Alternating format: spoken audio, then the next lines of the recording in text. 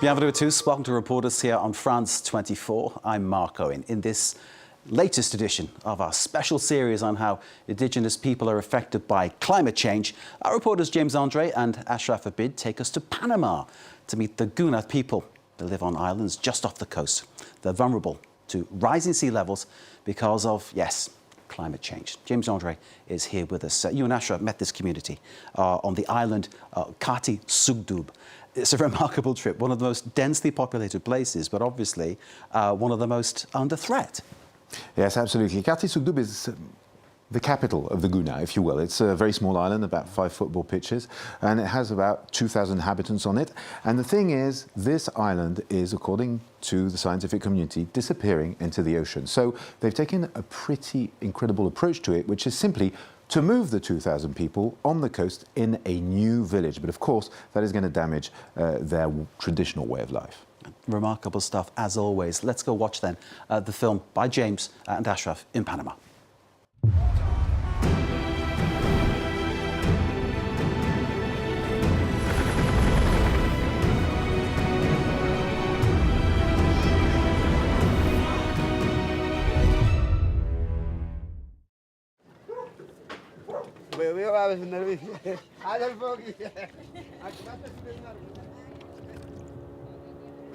Me llamo Abid Paredes.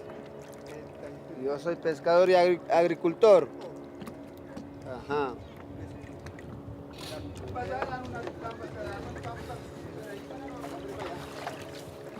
Y eres mi amigo Cabala. Cabala, mi amigo Cabala. Él es pescador. Somos amigos. Vivo aquí en Carti, Sugdub. Hey, sí, a veces salgamos allá afuera para pescar.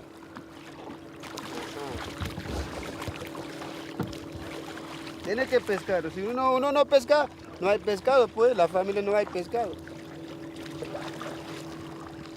Hay mucho sol, eso que está matando a nosotros, pues. Está cambiando el tiempo.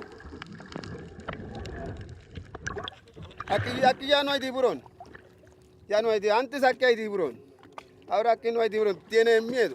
Mucho bulla. Mucho bulla allá abajo. Por las pancas, esos motos rápidos. 75 caballos. Así que tienen miedo eso. Hay mucho. Antes no. Antes no hay eso. Y también eso, ¿cómo se llama aquí? Hay piedras para langostas. Ahora también, los anclas de esos veleros lo tumban. Y entonces langosta se queda sin casa. Dios aclara eso nada más. Se está cambiando el clima. Bueno, yo lo digo también como dicen allá los científicos, pues así también yo digo. Está llenando el agua, así que esa isla se va a desaparecer. Yo creo que yo voy a morir antes de eso, así que yo no voy a ver eso. Entonces los niños que van a sufrir.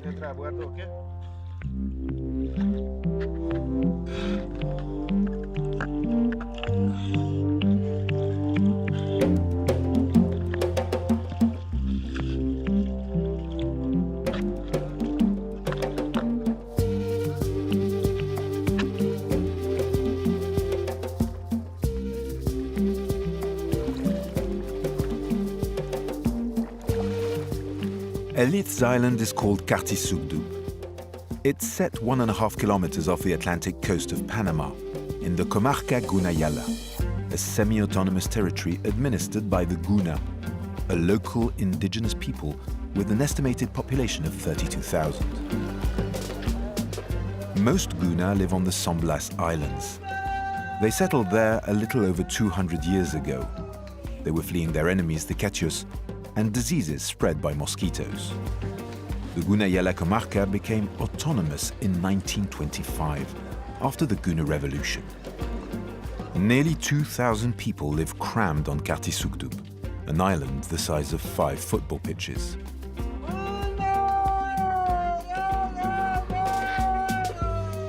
Today, the island's women are invited to attend a meeting at the Casa del Congreso, or Congress House. They are to be addressed by the Sagla, the chief of the community. You can be proud, and I am proud to be the Sagla of a house that's open. On some islands, the Congress House is locked. In this matriarchy, decisions are taken unanimously by those present in meetings such as this one. 15 years ago, faced with overpopulation in the island, the Sagla proposed to create La Barriada, a new village on the mainland. What we are seeing now is truly historic. The population is growing and the island is small. There's no room. There are many children and there's nowhere for them to play. We also have many visitors from other communities, which is why, as a Sagla, I decided we need to create a new community.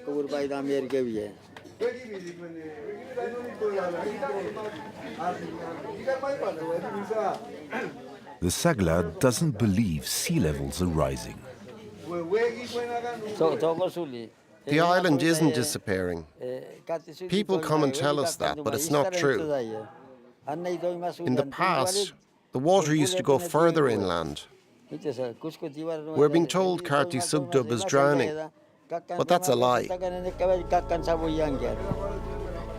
The Ministry of Environment of Panama estimates the ocean level here will rise 27 centimeters by 2050, potentially making Carti Sugdub inhabitable.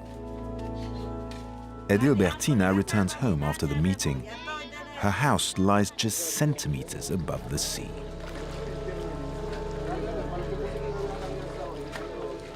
When the tide rises, the sea waters enters this house and the one behind. The tide is at its highest at 7 p.m. here. Edilbertina's house is flooded 4 nights a month during the high tide season. We meet her at home that very evening. It's different now. The high tides used to be in January, February and March, but since 3 to 5 years the climate has changed. The flooding starts in September, November, December. It's the same with the wind. It used to blow at its strongest in January. Now it's different. And the rain also is different. It used to come in May, and you see it raining this month. Everything is changing.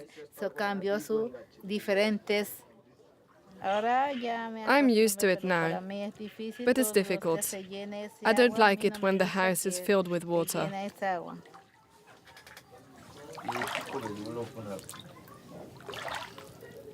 Edilbertina is a widow.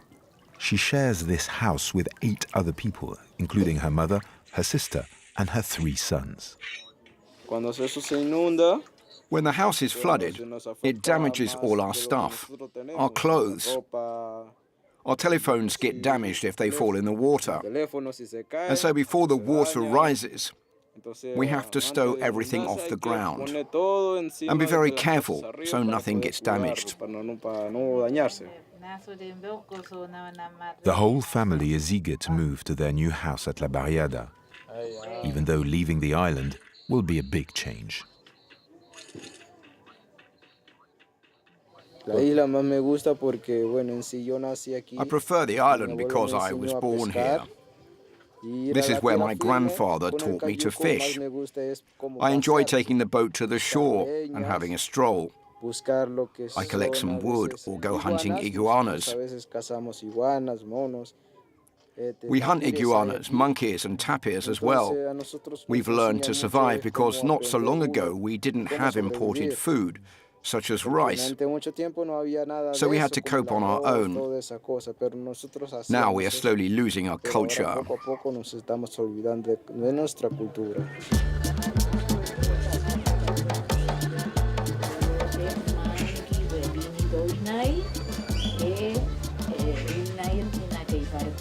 Edilbertina will be one of the first to move to the new village. She's very active in the project and is part of the Housing Attribution Committee. This meeting's objective is to update the list of beneficiaries, 300 families in all. Roughly 96% of the island's residents will move to La Barriada.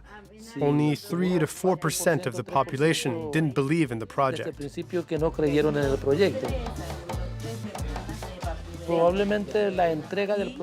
If all goes to plan, the work should be finished at the end of the month, and we can hold the inauguration in February 2024.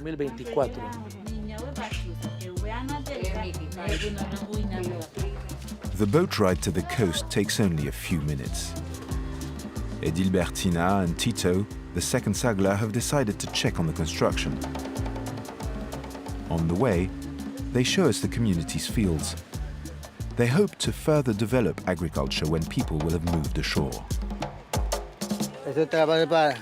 The women work in these fields. It's Edilbertina and the others who have planted all of this.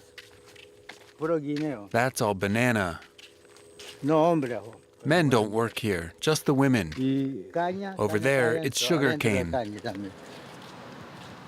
La Barriada will accommodate 300 families in as many prefab houses lined up on a piece of land provided by the community. The state of Panama is paying for the construction. Tito is adamant that Guna traditions will be upheld in the new town. The Casa de Congreso will be here. This very special building will be constructed by the community. We're going to build what we call a quadra with a traditional roof, not like those, a real Guna roof. Edilbertina will move into house number 207. Construction is moving fast at the moment, but that hasn't always been the case. Lack of money and political problems have delayed the work many times. In all, she has had to wait nearly 14 years. I really want to move into my new house. It's really difficult. We wait, and there's still so many things missing. The new school is ready. It will receive its first pupils next year. In the meantime, teenagers can enjoy a game of volleyball in the brand new sports hall. A game impossible to play on the island.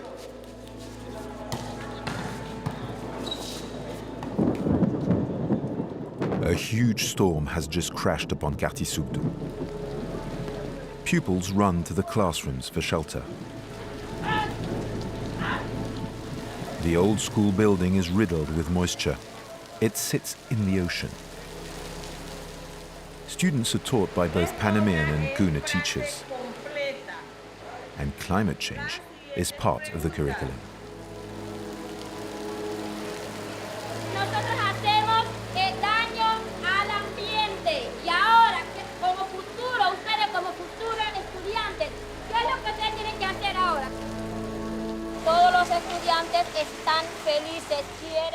All the pupils want to go study in the new school as quickly as possible.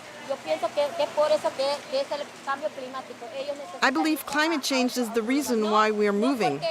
Not overpopulation, no. It's because of the rising sea levels, because the islands will soon disappear.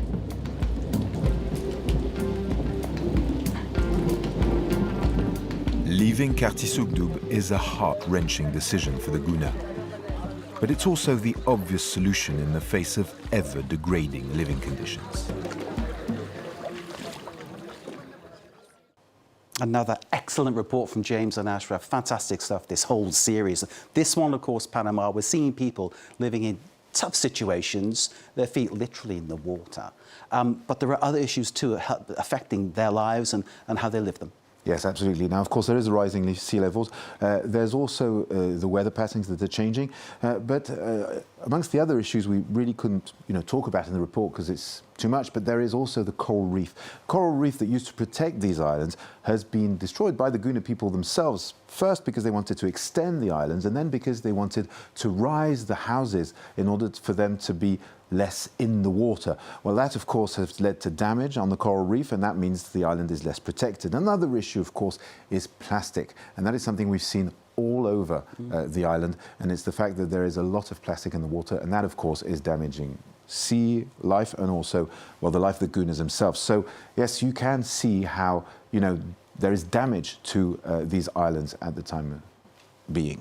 What you've illustrated with the film is the damage that has been done because of climate change. But there are those who are there who don't actually believe that it's happening. So why do they have that opinion? Well, I think it's very much up to the fact that these older generation people who are probably not reading internet so much, for example, say, well, we're not seeing this sea rise. And that is probably up to the fact that, of course, these are incremental changes and they're very slow. What we're talking here is some scientists say that the water is going up by 3.2 millimeters a year. Others say a little bit more. But of course, if you're living there, well, you probably won't see it coming up, just inching up over the years. And that, of course, means that, yes, there are those who are skeptic. There are, well, 4% of the population of the village who've decided not to move because they don't believe the island is disappearing. And also, well, the chief himself, who did indeed decide to move the community because of overpopulation, who is now saying doesn't have anything to do with climate change. But of course, well, you do see the very direct impact of the climate change with these people who, of course, live with their feet in the water. Absolutely remarkable stuff. James, yourself, Achraf, great work you've done. It is compelling reporting. And thank you so much indeed. You can see it all again, of course, on our website, france24.com. This is Reporters. Thanks to James and Achraf once again. Do stay with us. Excellent.